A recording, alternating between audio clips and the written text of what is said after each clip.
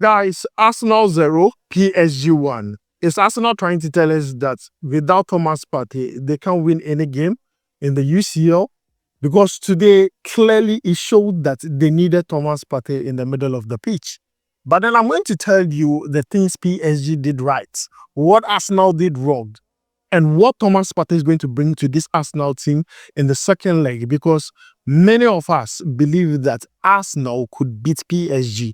Looking at PSG's last 4 games, they only won one. That was against Le Havre. Coming into this game, PSG has been dropping points in the French League 1. So for me, I believe this was an opportunity for Arsenal to do the do. And I'm not going to lie to you. If Arsenal are not able to win the UCL, their season will be considered cost 90 without a trophy, trophyless. Then what do you have to show for the whole season? You see, Burna Boy used to say something. If you don't have evidence, nobody cares about how well you tried. No evidence there. You understand, Arsenal? So you need to play this game and play it well. I believe Arsenal were lucky to walk away with 1 goal. They should have conceded about 3 goals in the game. And guys, we are going to dig into it. But then, let me know what you think about the game. What mistake do you think Mikel Arteta did resulting to the scoreline? Because I believe he did a lot of mistakes in that game that resulted to the scoreline we are seeing today. Now, let's jump into the game. Now, the game began on a very good note, looking at Arsenal playing at home at the Emirates. Their fans were there to support the players. Now, these players were eager to play this game because everyone had tipped Arsenal to do well in the UCL game against PSG.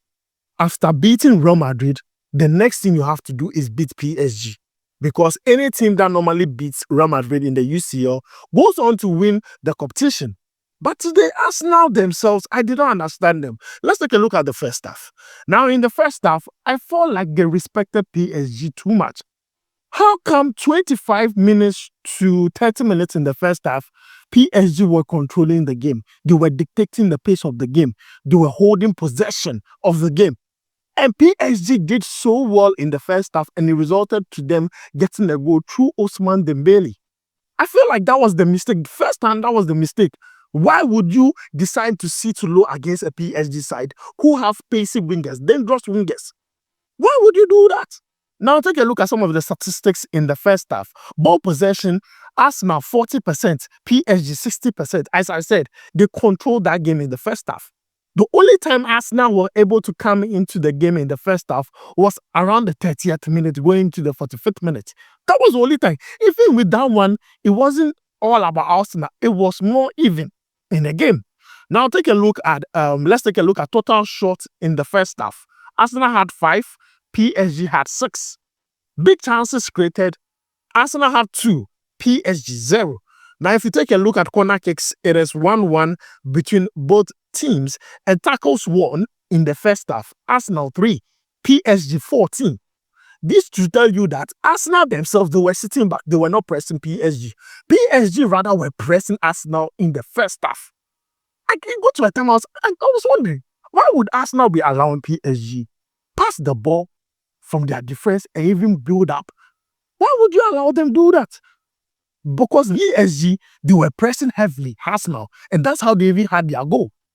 So for me, Arsenal did not handle the first half very well. That is why they were punished in the first half. But the good thing is that in the second half, they did extremely well. Now, let me take you through the second half statistics. I think Arsenal played better in the second half, but what pained me was that they were not clinical enough. They did not take their chances. And even PSG, even some parts in the second half, they also had their own chances and did not take advantage of it. Now, in the second half, the ball possession was 55% for Arsenal and then 45% for PSG. As I said, second half was more better for Arsenal. Even though Arsenal had more possession, it was not too far off. It was evenly spread. Now, if you take a look at total shots in the second half, it was 5 for Arsenal, 5 for PSG. Big chances created in the game in the second half. 2 for PSG, 1 for Arsenal. Now, if you take a look at tackles, where I'm most interested in, Arsenal did 9 tackles and PSG did 11. At least an improvement from first half's tackling, because I felt like they were not pressing enough. They were giving PSG more room to operate and they got punished in the first half. But in the second half, you could see things that we were complaining about, they were able to correct them. One thing I noticed was that Arsenal's biggest strength is their set pieces, corner kicks, free kicks, all those things. One resulted to a goal scored by Merino, but then VAR intervened and offside happened. Now in the game, what I noticed was that Arsenal were not getting enough of those. PSG made sure that Arsenal did not get the chance to play set pieces. They were not doing any silly tackles in dangerous areas that would result to Arsenal getting those free kicks to even score. As for corner kicks, it was very sad in the game. It is less than 10. Under normal circumstances, investors know what I'm saying. If Arsenal is playing a game like this, you go take corners over 10. It would play. But this time around, PSG came with a different game plan. The game plan they also came with was that they were not playing through the middle because they knew Arsenal were going to overload the middle with numbers. Because you have Declan Rice there, Mikel, Merino, Odegaard. You also have Miles Lewis-Kelly inverted, making 4.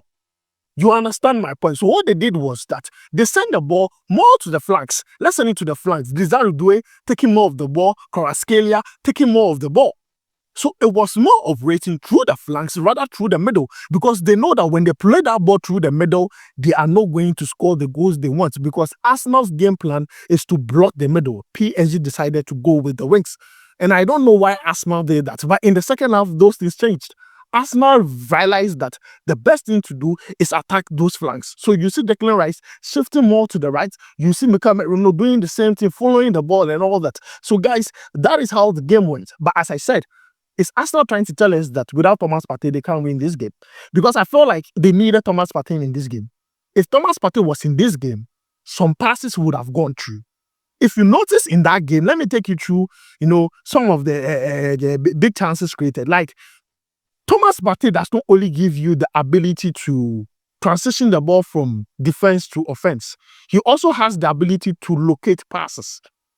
That is one of Thomas Partey's biggest ability, passing. Long-range passing and short-range passing. That is Thomas Partey's ability. And that was lacking in today's game. Odegaard was not able to give those supplies. Mikel Merino was not able to give those supplies. Same for Declan Rice. They were not able to give those supplies. Thomas Partey is the general in that. He's the one who can locate you. You can be in Accra, he will locate your attacker and give you that pass. Today, he was not in the game. Today, you could see that most of the midfielders were sitting too deep. They did not have someone to give them insurance to move forward. That is Thomas Partey's job. He was not there to give them that. And I could see Thomas Partey every single time the camera falls on him. He looks very sad. Go on social media, Arsenal fans are saying it. We need Thomas Partey back. We need Thomas Partey back. Currently, he's their savior. If they are going to the second leg, if Arsenal can make things turn around, it is Thomas Partey. Whether you like it or not, it is Thomas Partey that is going to change things around, because the engine, the most important piece in that Arsenal team, was not part of the team today.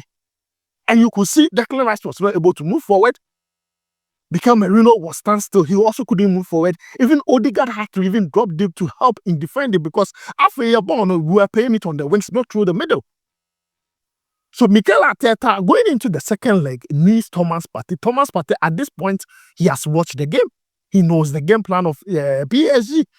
And PSG themselves, I think the goals they're not able to score today, they have some 2 clear chances in the second half. Those ones they were not able to score, they'll be regretting by now, because it is important to take your chances.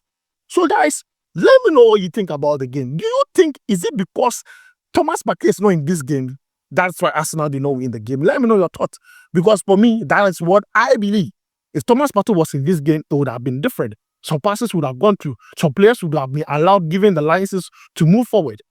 Even Miles Lewis-Kelly, that we know pushes forward. Today, he couldn't do.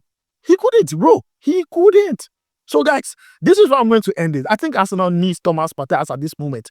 For every Arsenal fan who has been talking about Thomas Partey's age, his injury history, he should leave the club. Today you have seen it. If Thomas Partey leaves the club, this is how your club is going to look like. So guys, let me leave it here. Let me know what you think about the game down below in the comments. My name is Adam. I'll make sure to see you in the next one. Charlie, you go vibe.